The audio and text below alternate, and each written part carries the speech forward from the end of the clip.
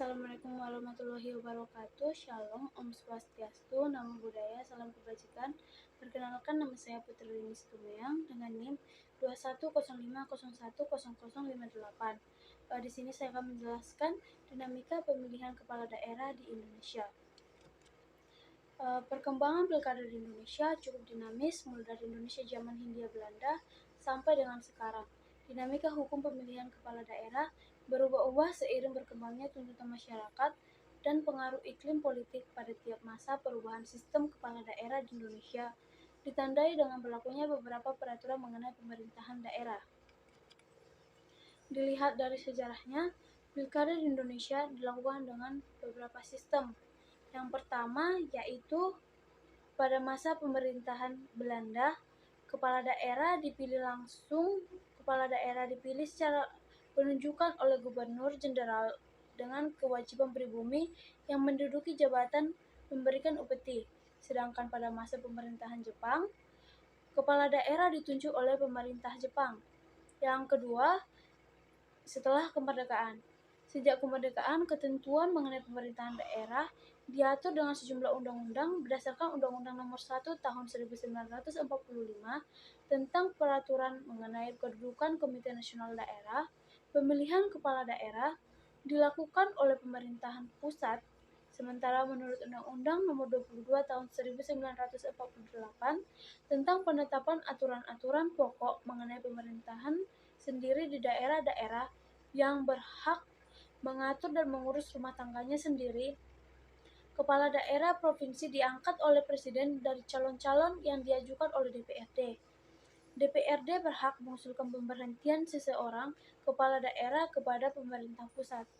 Namun sejak Undang-Undang Nomor 1 Tahun 1957 sampai dengan Undang-Undang Nomor 5 Tahun 1974, ketentuan pilkada tidak mengalami perubahan, yaitu mengikuti ketentuan sebagai berikut. Yang pertama, wakil kepala daerah dipilih oleh DPRD. Yang kedua, kepala daerah tingkat 1 diangkat dan diberhentikan oleh presiden. Yang ketiga, daerah tingkat 2 diangkat dan diberhentikan oleh Menteri Dalam Negeri dan Otonomi Daerah dari calon-calon yang diajukan oleh DPRD yang bersangkutan.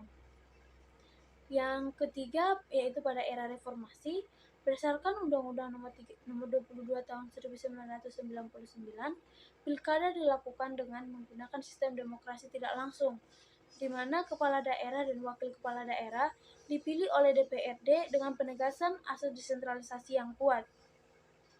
Dalam Undang-Undang Nomor 22 Tahun 1999, DPRD sebagai badan legislatif daerah berkedudukan sejajar dan menjadi mitra dari pemerintahan daerah. Rekrutmen kepala daerah sepenuhnya berada pada kekuasaan DPRD, sementara pemerintah pusat hanya menetapkan dan melantik kepala daerah berdasarkan hasil pemilihan yang dilakukan oleh DPRD setempat. Di masa ini, kepala daerah dipilih sepenuhnya oleh DPRD, tidak lagi ada campur tangan pemerintah pusat. Berbeda dengan sistem sebelumnya, yaitu kepala daerah diangkat oleh presiden atau menteri dalam negeri yang diajukan atau disusulkan oleh DPRD. Yang keempat, yaitu pilkada menurut Undang-Undang Nomor 32 Tahun 2004. Nah, lahirnya Undang-Undang Nomor 32 Tahun 2004 membawa perubahan yang fundamental dalam hal pemilihan kepala daerah. Kepala daerah menurut Undang-Undang Nomor 22 Tahun 1999 dipilih dan bertanggung jawab kepada DPRD, sedangkan menurut Undang-Undang Nomor 32 Tahun 2004, kepala daerah dan wakil kepala daerah dipilih dalam satu pasangan secara langsung oleh rakyat di daerah yang bersangkutan. Pasangan calon kepala daerah dan wakil kepala daerah dapat dicalonkan baik oleh partai politik atau gabungan partai politik peserta pemilu yang memperoleh sejumlah kursi tertentu dalam DPRD dan ataupun memperoleh dukungan suara dalam pemilu legislatif dalam jumlah tertentu. Pelaksanaan pilkada langsung ini telah menutupi kekurangan yang ada pada undang-undang sebelumnya. Sebagai implementasi dari amandemen Undang-Undang Negara Republik Indonesia, telah terjadi perubahan sistem penyelenggaraan pemerintahan di mana presiden dipilih secara langsung oleh rakyat, demikian juga kepala daerah dipilih langsung oleh rakyat. Dalam pelaksanaannya, Pilkada langsung menurut Undang-Undang Nomor 32 Tahun 2004 tetap melibatkan partai politik. Bedanya dengan Undang-Undang Nomor 22 Tahun 1999, partai politik berada di luar parlemen dan dijadikan sebagai legislasi pencalonan.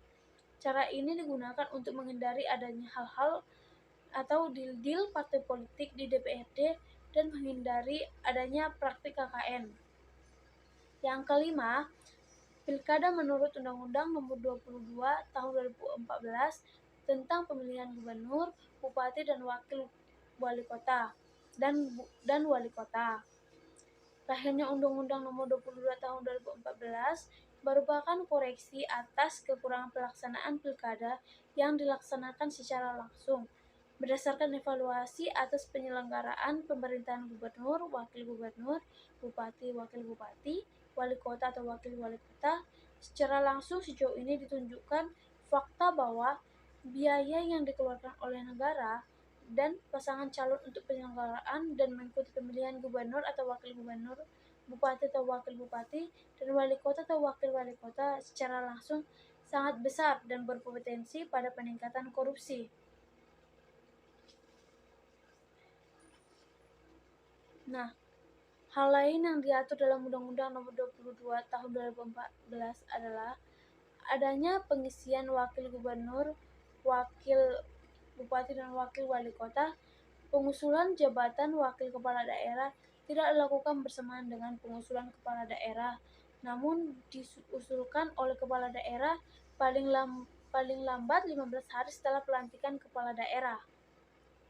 Pilkada berdasarkan Undang-Undang Nomor 22 Tahun 2014 telah mendatangkan pertentangan dari pihak-pihak yang lebih menginginkan penyelenggaraan pilkada secara langsung.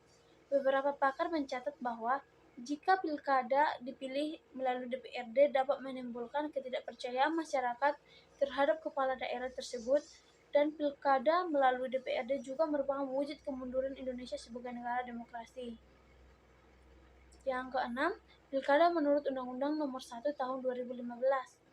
Pemilihan gubernur dan bupati dan wali kota merupakan menurut Undang-Undang Nomor 22 Tahun 2014 yang mengatur mekanisme pemilihan kepala daerah secara tidak langsung melalui DPRD telah mendapatkan penolakan dari masyarakat luas karena proses pengambilan keputusannya tidak mencerminkan prinsip demokrasi.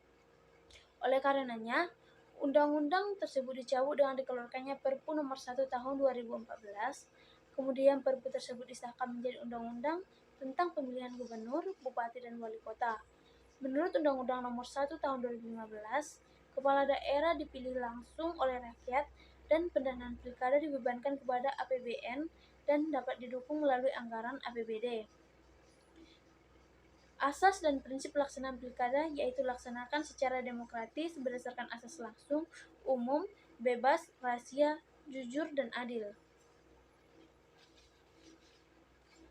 Yang ketujuh yaitu pilkada menurut Undang-Undang Nomor 8 Tahun 2015 tentang perubahan asas Undang-Undang Nomor 1 Tahun 2015 tentang penetapan peraturan pemerintah pengganti Undang-Undang Nomor 1 Tahun 2014 tentang pemilihan gubernur, bupati dan wali kota, atau menurut Undang-Undang Nomor 8 Tahun 2015, ketentuan di dalam peraturan pemerintah pengganti Undang-Undang Nomor 1 Tahun 2014 yang telah ditetapkan menjadi Undang-Undang Nomor 1 Tahun 2015 dirasakan masih terdapat beberapa inkonsistensi dan menyisakan sejumlah kendala jika dilaksanakan. Oleh karenanya, perlu disempurnakan beberapa penyempurnaan tersebut antara lain penyelenggaraan pemilihan, tahapan penyelenggara pemilihan, pasangan calon, persyaratan calon perseorangan, penetapan calon terpilih, persyaratan calon, dan pemungutan suara secara serentak. Jika dilihat lebih lanjut dari peraturan perundang-undangan tentang pilkada sejak sebelum kemerdekaan sampai dengan sekarang, pilkada secara langsung mampu menciptakan pemerintahan yang demokratis, serta sebagai langkah-langkah merealisasikan kedaulatan rakyat, karena dalam pilkada, langsung rakyat dapat menggunakan hak-hak politiknya dan memiliki calon kepala daerah yang sesuai pilihannya. Pada Undang-Undang Pemerintahan Kepala Daerah Nomor 5 Tahun 1974 yang kemudian diganti dengan Undang-Undang Nomor 22 Tahun 1999 dan Undang-Undang Nomor 20 Tahun 2014, di mana pemilihan kepala daerah dilakukan melalui sistem keterwakilan, tidak memberikan ruang kepada rakyat untuk memilih kepala daerah secara langsung sesuai pilihannya, sehingga diharapkan akan melahirkan pemimpin-pemimpin daerah yang memiliki rasa tanggung jawab kepada rakyat yang telah memilihnya. Sekian dari penjelasan saya. Semoga bermanfaat. Terima kasih.